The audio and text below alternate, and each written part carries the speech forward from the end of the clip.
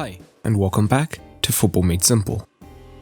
An old rivalry will be reignited this Sunday as Ole Gunnar Solskjaer's United visit Jurgen Klopp's Liverpool at Anfield. There is more at stake in this match than recent years, with the winner jumping into first place in the league. So what could both sides look to potentially do tactically during this match?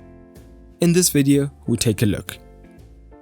A special shout out to everyone who's been able to support Football Made Simple on Patreon so far. If you want to help the channel, I'd love it if you considered supporting on patreon.com/footballmadesimple and you'll get perks like early access to videos, exclusive content, and so much more. Klopp will most likely stick to his coveted 4-3-3, and the personnel may be the main place of variance, with the midfield and the centre-back paired alongside Fabinho varying, depending on the fitness of Matip, with either Phillips or Henderson capable of filling in.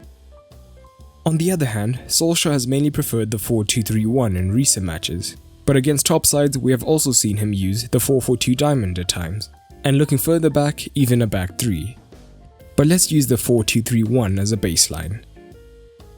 We'll first assess what Liverpool could look to do in possession, so simultaneously what United could look to do in their defensive phase.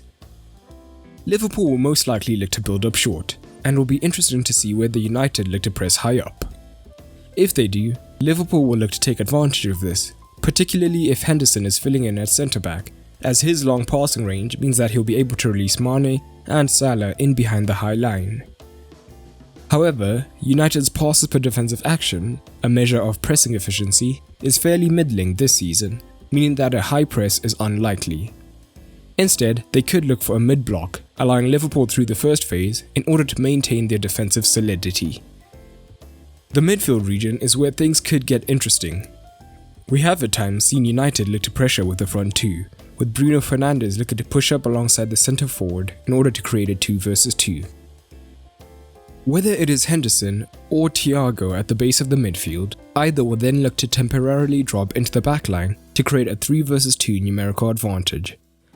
And this lateral covering of the space would also trigger the Liverpool fullbacks to push much higher up. This then opens up options, as a spare centre-back could look to push higher up the pitch into the midfield. But more likely, Liverpool would look to overwhelm the Red Devils in midfield, as they would only have 2 men deep. This could be allowed by Firmino dropping into the midfield as he loves to do, creating a 3 versus 2 in the midfield, whilst the fullbacks provide the width, allowing the wingers to come in much more narrow.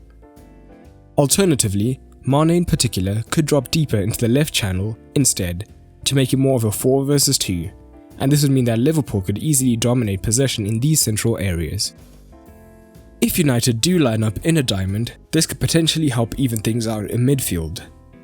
But in such a scenario, Mane and Salah could then initially remain wider to cause overloads against the fullback, or to force a wide midfielder to cover the space, leading to a similar result. It will be interesting to see who is picked out wide for United, as there are question marks whether Rashford or Martial would have the discipline to track back for 90 minutes. We could see Dan James on the right, and at times this season, Pogba has been shifted wide to fulfill this role and provide more defensive cover.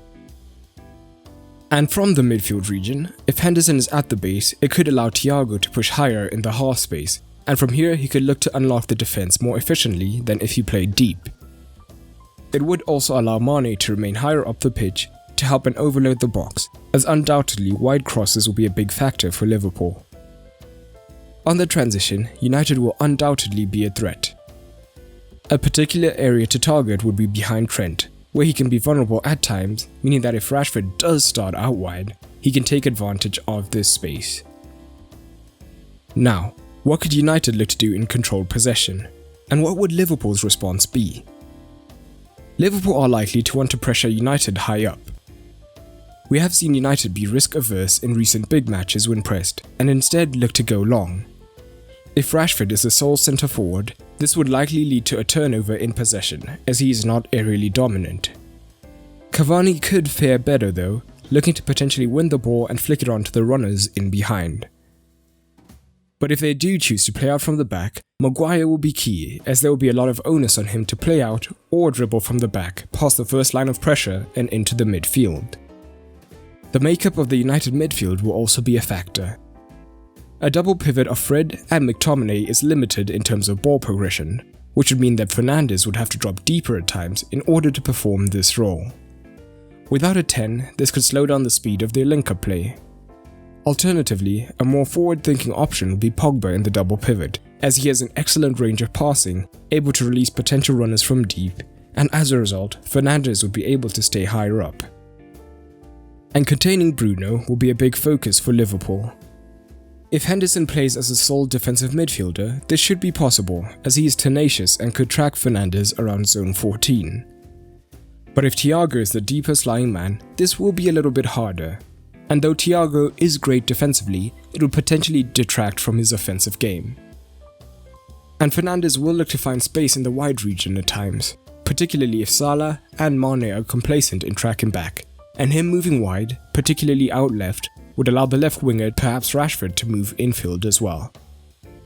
And if United are unable to breach the backline, they have several players in Pogba, Fernandes and Rashford who are happy to look for the long-range strike from distance, so closing them down will be key for Liverpool. And with high wingers, Liverpool will be looking dangerous on their transition, so it may be crucial for United not to commit both fullbacks simultaneously in attack. Wan-Bissaka is particularly good defensively, so if he stays deeper, they would be able to cover the width of the pitch much better. But these are just a few of the potential tactics and patterns that both managers could look to use. But how do you see the match panning out? Any tactics I didn't mention? Drop them down in the comments below, with a football emoji somewhere in your comment so I can easily search for it. And come the end of the season, how do you see the top 4 ending up? And a massive shout out to Lewis and Shannon Brown for helping to support the channel on Patreon. But that's all for today, and remember, keep it simple.